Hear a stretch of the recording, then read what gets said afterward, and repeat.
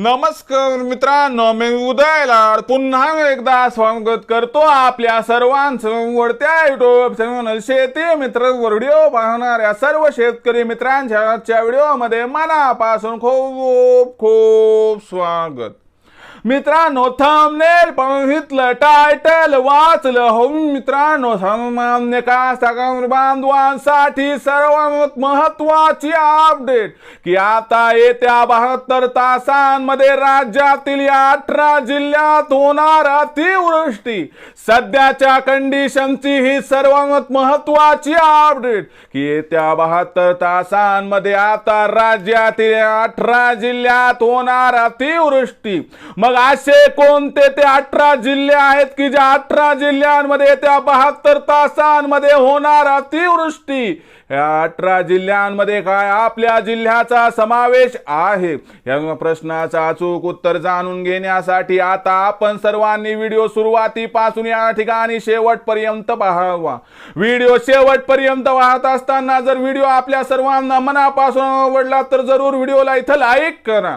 जास्तीत जास्त कास्तकार बांधवांपर्यंत व्हिडिओ पाठविण्यासाठी जरूर व्हिडिओला इथं शेअर करा। सबस्क्राइब करून जरूर नोटिफिकेशन बेल ऑल करा, यामुळे येणारा प्रत्येक व्हिडिओ आपल्या सर्वांना या ठिकाणी सतत मिळत राहतो। तर बघा मित्रांनो, सामान्य कास्तकार बांधवांसाठी सर्वात महत्त्वाची अपडेट की येत्या 72 तासांमध्ये आता राज्यातील 18 जिल्ह्यात होणार अतिवृष्टी। पण येत्या 72 तासांमध्ये राज्यातील कोणत्या 18 जिल्ह्यात होणार अतिवृष्टी आणि 18 जिल्ह्यांमध्ये आपल्या जिल्ह्याचा समावेश आहे का? चला जाणून घेऊया। बघा मित्रांनो, बंगालच्या उपसागरामध्ये तयार झालेला कमी दाबाचा पट्टा आणि ढगांचा ताफा महाराष्ट्राच्या दिशेने आगेकूच करतोय आणि याचा प्रभाव येत्या 72 तासांमध्ये खूप जास्त वाढणार आहे। याच्यामुळे आपण जर विचार केला तर मराठवाडा विदर्भ याच्यावरती जो पाऊस आहे तो कहर म्हणून बरसणार आहे।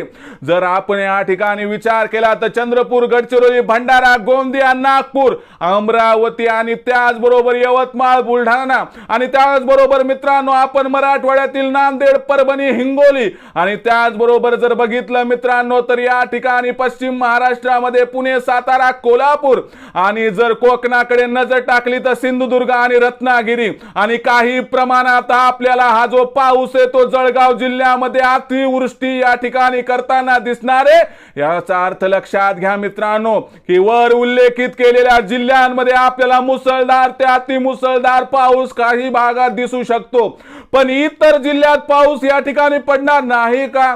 तर मित्रांनो, वगळलेल्या सर्व जिल्ह्यांमध्ये पाऊस 100% कोसळणार, पण तीव्रता कमी असणार। इथं पाऊस हलका ते मध्यम स्वरूपाचा होण्याची शक्यता या ठिकाणी दिसते, लक्षात घ्या।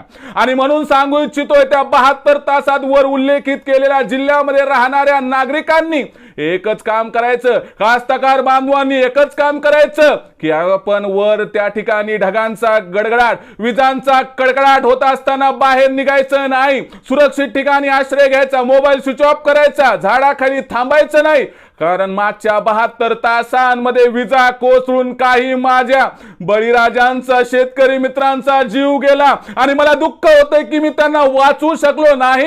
म्हणून मायबाप कास्तकार बांधवांनो, हात जोडून मनापासून कळकळीची विनंती करतो की तुम्ही गेलात तर मित्रांनो तुमच्या घराला पाहणारा कुणी नाही। आज तुम्ही असताना तुमच्या लेकरा बाळाला लक्ष कुणी देत नाही तर गेल्यावर कोण देईल? म्हणून आजचं काम उद्या होईल, आजचा पैसा उद्या कमवू, पण जीव परत येणार नाही।